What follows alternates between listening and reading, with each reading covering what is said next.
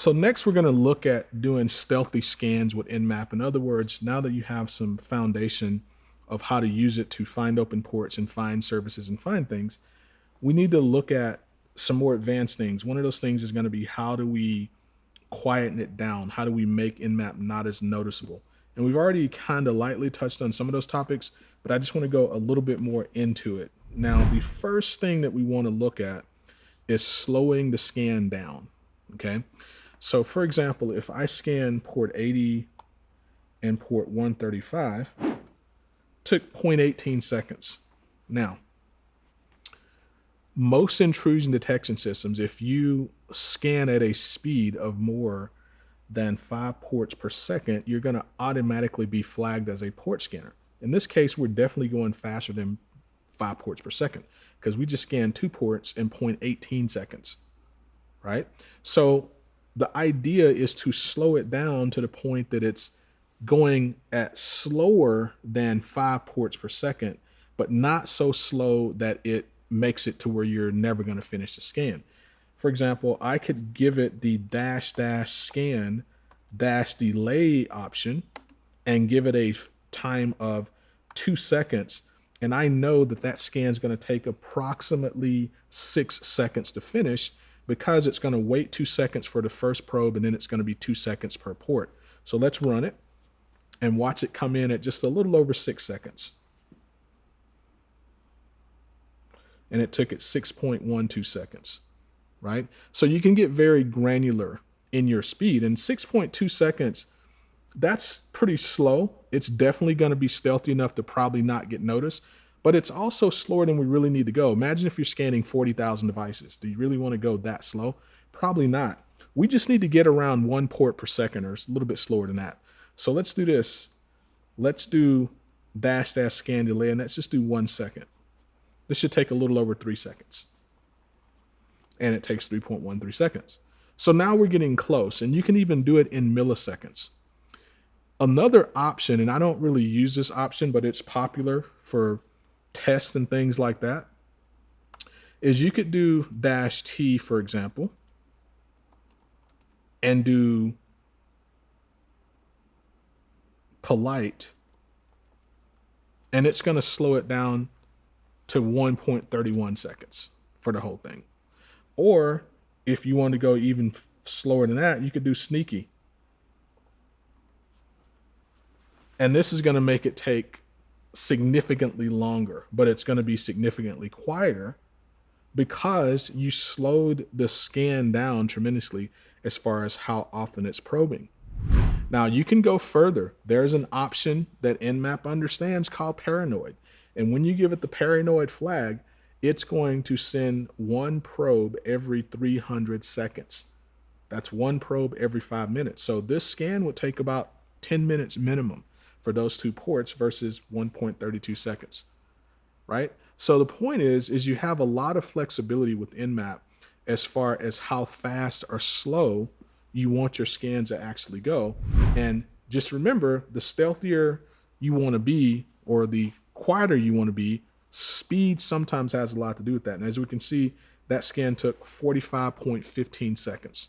And I wanted you to kind of see that in real time to see the huge difference just by changing that one little flag, all right? Now, on the opposite end of the spectrum, you could go fast. We could do, for example, aggressive, and that goes fast. And we could do insane, and that goes even faster. Now, it caps out, aggressive went 0.19 seconds, insane went 0.18. This is because you're starting to reach the cap of the speed capabilities of your network card and the network and things like that. But you do have these canned speed options that I like to call them, but I definitely prefer the more granular options like --scan delay because then I control how fast or slow it goes down to the millisecond. And, it puts you in a much better stealth position. Now, the other stealth principle I want to talk about here is you need to understand that stealth is a relative term. I want to point something out to you here. If we do man Nmap and I do a search for stealth,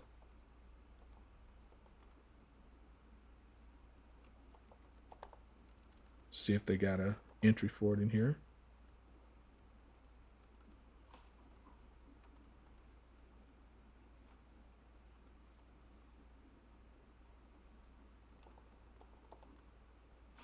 So if we look for stealthy, it talks about the different types of stealthy scans. It says it's also relatively unobtrusive. It's talking about the SYN stealth scan, and stealthy since it never completes a handshake.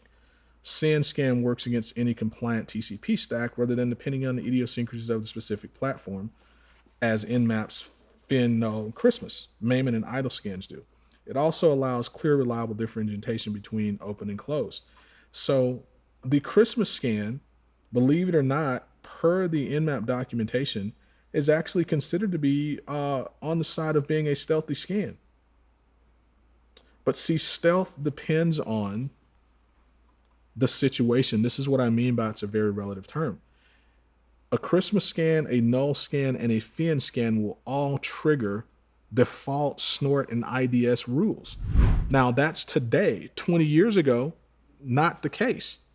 So whereas it might have been a stealthy scan when this documentation was written, you should understand that as our infrastructures change, as our security and defensive capabilities have changed, the definition of stealth, or what defines a stealthy scan, has somewhat shifted as well.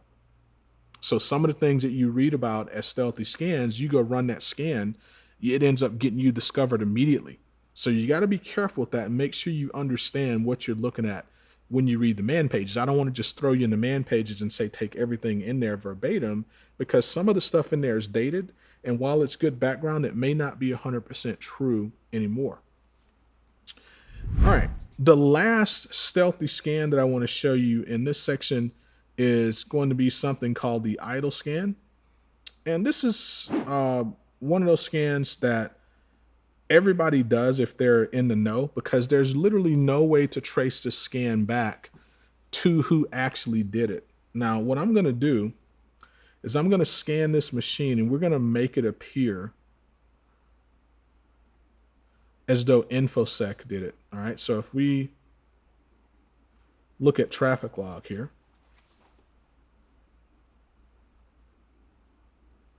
and I did a straight up regular old scan.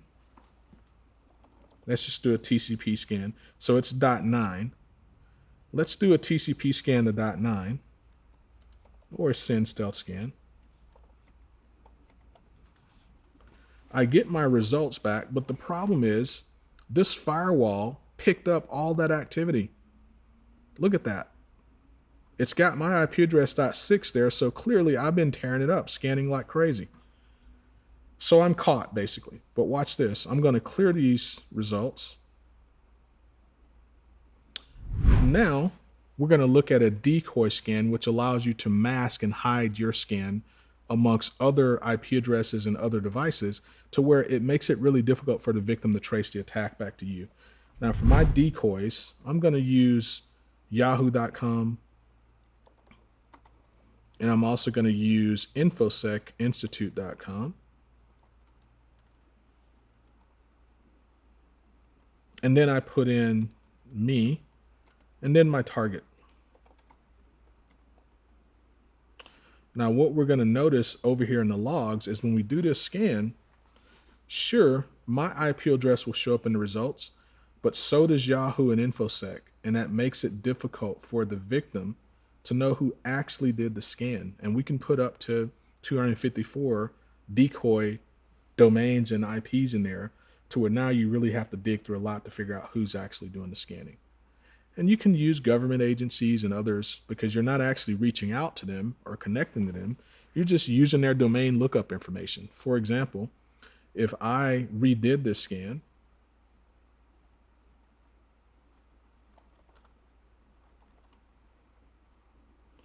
and I did CIA.gov,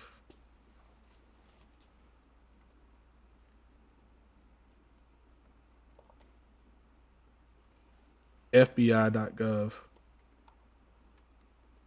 NSA.gov.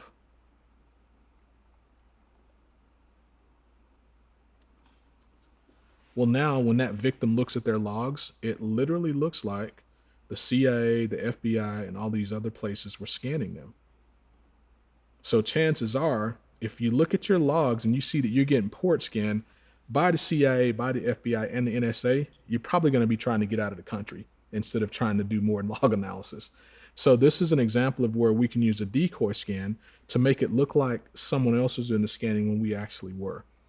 And that is another example of using a stealth technique to hide your activity in a scan. So we're going to stop here in this section. We have one more Nmap section where we'll get into some more advanced things like NSC scripts and some other stuff. And we'll also get into bash scripting, where we'll use bash to automate some of the things that we've learned how to do with Nmap already. So see you in the next video. Looking forward to it. Thanks for watching.